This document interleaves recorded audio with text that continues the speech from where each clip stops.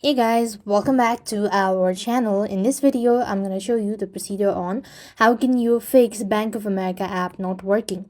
If your Bank of America app isn't working, you could try basic troubleshooting steps like resetting or restarting your phone, checking your internet, updating the app, or reinstalling it. Now, first thing first, let's go with the basic steps.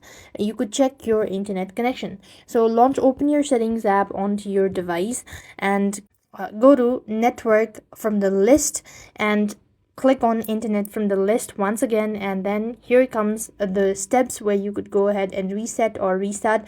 That might be able to help. Now if you're using any sort of VPN or proxy, that might be blocking the connection.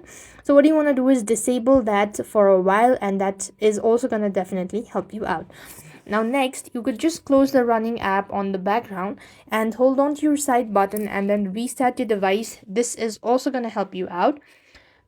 If nothing works out, you could go with the update. So open up your respective app store, click on the Bank of America, and update the app to the latest version. That might also be able to help. If nothing works out, then the last step is to simply reinstall and uninstall and reinstall the app. That should definitely help you out to fix your Bank of America app not working.